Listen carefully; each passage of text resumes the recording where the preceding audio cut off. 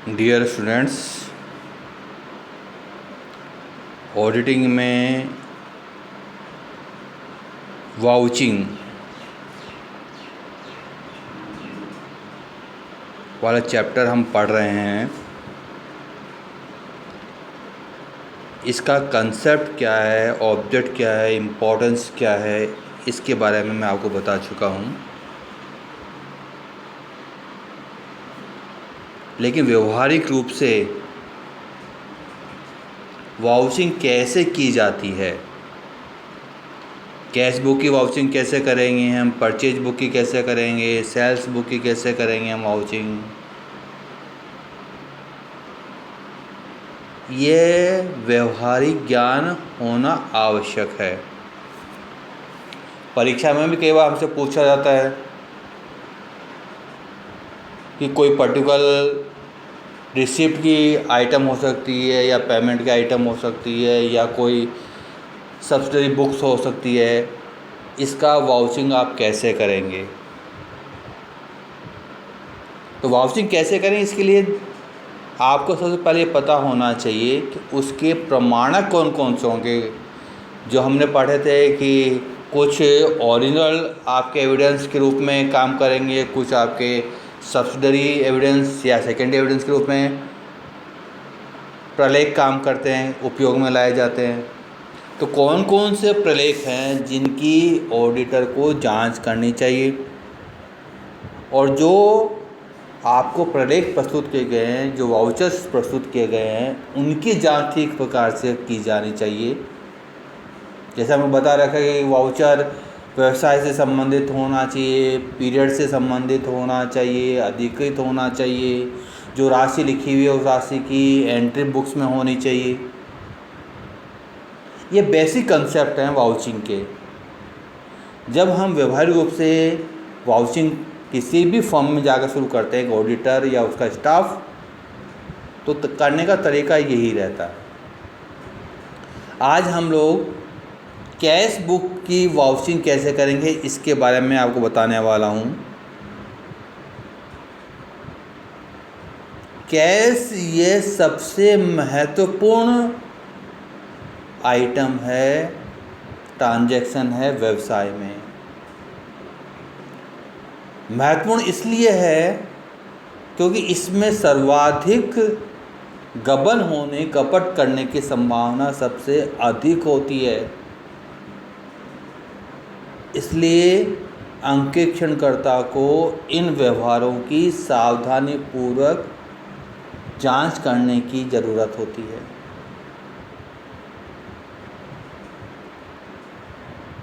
रोकड़ ऐसी मद है जो कम स्थान घेरती है लेकिन उसमें वैल्यू ज़्यादा होती है। जैसे हमारा कैश से 2000 का नोट है, उसको फोल्ड करके छोटी सी पुड़िया बना देगा, लेकिन उसकी वैल्यू 2000 रुपये एक नोट की। उसको अपने पॉकेट के किसी किनारे में रख लिया, पता भी नहीं लगता जाते समय। इसलिए यहाँ पर गबन होने की संभावना सबसे ज़्यादा। तो अंकेक्षणकर्ता को वाउचिंग करते समय कैश बुक की जो रिसिप्ट आइटम्स है, कैश बुक की जो पेमेंट की आइटम्स है, उनका वाउचिंग का काम बड़ी सावधानीपूर्वक करना चाहिए। जैसे मैंने पता, आज हम कैश बुक की वाउचिंग के बारे में थोड़ा सा अध्ययन करेंगे। तो कैश बुक की वाउचिंग के समय दो पक्ष होंगे, एक प्राप्ति पक्ष और एक भुगतान पक्ष कैश बुक का। कैश बुक में सामान्य रूप से प्राप्ति आपकी कैश सेल से मिल सकती है, आपको प्राप्ति आपके डेटर से मिल सकती है, बिल्स रिसीवेबल का रियलाइजेशन हो सकता है, आपको कहीं से इंटरेस्ट या डिविडेंड मिल सकता है, कोई आपने किराए पर बिल्डिंग दे रखी है या मशीन दे रखी है, उसे किराया मिल सकता है, आपने कोई पहले बेड रेट्स कर रखा है, उस बेड रेट से कोई राशि आपको मिल सकती है, आपने इन्वेस्टमेंट या कोई फिक्स एसेट सेल की है, उससे राशि मिल सकती है, आपको इनकम टैक्स रिफंड से या अन्य किसी भी मद से आपको राशि मिल सकती है। इसी तरह पेमेंट के रूप में आप नगद परचेज कर सकते हैं, आप क्रेडिटर्स को पेमेंट कर सकते हैं, सैलरी और वेजेस का भुगतान कर सकते हैं, अन्य खर्चों का भुगतान कर सकते हैं, बिल्स पेबल का भुगतान कर सकते हैं, कोई स्थायी संपत्ति खरीद सकते हैं। तो ये जो विभिन्न प्रकार की मदें हैं जिनसे संस्था में रोकड़ की प्राप्ति होती है या भुगतान किया जाता है, इनमें से किसी भी पक्ष का हम जब वाउचिंग करते हैं तो वाउचिंग से पहले ऑडिटरों को ध्यान दे लेना चाहिए कि वहाँ की इंटरनल चेक सिस्टम कैसा है। यदि इंटरनल चेक सिस्टम अच्छा है, प्रभावी तरीके से काम कर रहा है, तो अंकेक्षणकर्ता का काम आसान हो जाएगा। वह टेस्ट चेकिंग करके भी अच्छा रिजल्ट कम समय में प्राप्त कर पाएगा। और यदि इंटरनल चेक सिस्टम अच्छा नहीं है तो उसे बड़े सावधानीपूर्वक काम करने की आवश्यकता है। तो कोई भी पक्ष की जाँच करे वो सबसे पहले इंटरनल चेक सिस्टम की जानकारी करेगा, ये पता लगा लेगा कि भाई रोज़ कैश बुक का मिलान होता है या नहीं होता है, बैंक में पैसे जमा कराने की जो प्राप्ति आती है, भुगतान जमा बैंक में होता है या नहीं होता है, कितनी राशि कैश के रूप में रखी जाती है, इन सब नियमों का पालन हो रहा हो या नहीं हो रहा है, ये भी वाउचिंग के दौरान ऑडिटर जांच करता है। अब हम सबसे पहले लेते हैं कि जो हमारी कैश रिसिप्ट्स हैं उनके संबंध में अंकेक्षणकर्ता कैसे वाउचिंग करेगा, उनके संबंध में कौन कौन से वाउचर्स काम करेंगे। सबसे पहले रिसिप्ट साइड लेंगे। रिसिप्ट साइड में सबसे पहला आइटम जो ट्रांजैक्शन है वह कैश सेल का। कैश सेल ये कॉमन फीचर है हर व्यवसाय के अंदर जो ट्रेडिंग का काम करता है, उसके अंदर क्या कैश सेल निश्चित रूप से मिलेगी और इसमें गलतियां होने की संभावना भी सबसे ज़्यादा होती है। तो जो कैश सेल की गई है वो कैश सेल का वाउचिंग करते समय वाउचर कौन कौन से हो सकते हैं। वाउचर में कैश मेमो हो सकता है, कैशियर कोई स्टेटमेंट बनाता होगा तो वो स्टेटमेंट हो सकता है जिसमें किन किन व्यक्तियों से कितनी कितनी राशि है हमने किन किन को बेची, तो जितने बिल हैं बिल के अनुसार समरी वो तैयार कर सकता है। यदि कोई हमने कच्ची रोकड़ वही तैयार कर रखी है तो वो वाउचर के रूप में काम कर सकती है। यह सब जो वाउचर्स उसने कलेक्ट किए हैं अब इनकी जांच वो करता है। जैसे कैश मेमो प्राप्त किया, कैश मेमो जांच कैसे करेगा, तो पहले देखेगा कि ये कैश मेमो उस व्यवसाय से संबंधित रखता है क्या। दूसरी वो देखेगा जो कैश मेमो है ये कैश मेमो उस पीरियड का है क्या जिस पीरियड की वो जांच कर रहा है। जैसे हम जनवरी महीने की यदि जांच कर रहे हैं तो जनवरी माह का है क्या। यदि हम पूरे वर्ष भर की जांच कर रहे हैं तो जिस लेखा अवधि की हम जांच कर रहे हैं उस लेखा अवधि का ही है क्या, उससे पहले का या बाद का नहीं होना चाहिए। कैश बुक में मेमो में जितनी राशि लिखी हुई है उतनी राशि लेखा पुस्तकों में लिखी हुई है क्या। यह सब उस कैश मेमो की जांच अंकेक्षणकर्ता करेगा। वह यह भी जांच करेगा कि यह जो प्राप्ति है उनका कच्ची रोकड़ बही में सबसे पहले लिखी जाती है, कच्ची रोकड़ बही से पक्की रोकड़ बही में लिखी जाती है। तो जो जो डॉक्यूमेंट एविडेंस आए हैं उन सब का प्रयोग करते हुए वो उनकी जांच करता है। लेकिन मूल रूप से वह यही देखता है पीरियड उस व्यवसाय संबंधित होना चाहिए। दूसरी चीज़ व्यवसाय से संबंधित होना चाहिए। तीसरी जो राशि लिखी हुई उस राशि का इंदिराज पुस्तकों में होना चाहिए। और बैंक में राशि जमा करा दी है तो कैश बुक जो हमारी स्लिप है उस स्लिप से उसका मिलान कर सकता है। इसके आधार पर वह कैश सेल की जांच कर सकता है। दूसरा जो महत्वपूर्ण मद है वह डेटर से रिसिप्ट का है, रिसिप्ट फ्रॉम डेटर्स। यदि हमने उधार माल बेचा है तो एक निश्चित अवधि के बाद में डेटर से हमको पैसा प्राप्त होता है। डेटर से जो प्राप्त होता है जब हम प्राप्त करते हैं हम तो रसीद देते हैं। जैसे हमको ए से 5 लाख रुपये प्राप्त हुए तो ए को हम 5 लाख रुपए की व्यवसाय की रसीद देंगे, प्राप्ति रसीद।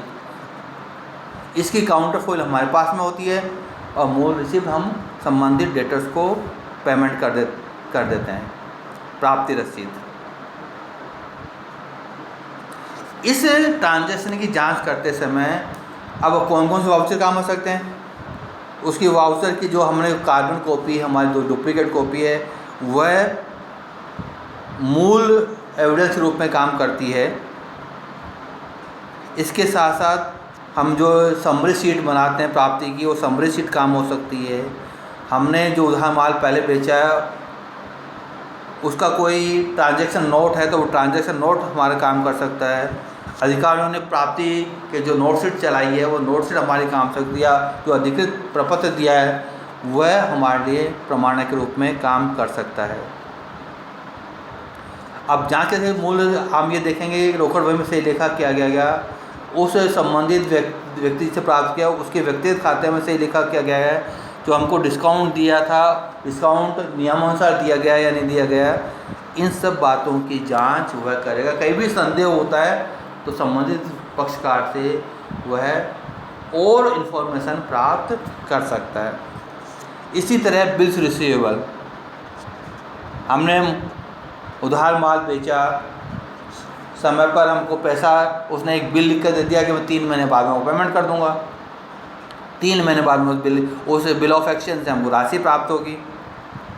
तो यहाँ पर वाउचर कौन कौन से काम आ सकते हैं? वाउचर काम आ सकते हैं आपके बिल्स रिसीवेबल के जो कॉन्ट्रैक्ट है वो काम आ सकता है, यानी मूल BR काम आ सकता है। जो हमने कैश बुक में एंट्री की है वो काम आ सकती है। बैंक में पैसे मिला पासबुक काम आ सकती है। जमा स्लिप काम आ सकती है। कॉन्ट्रैक्ट नोट जो बना है वो काम आ सकता है।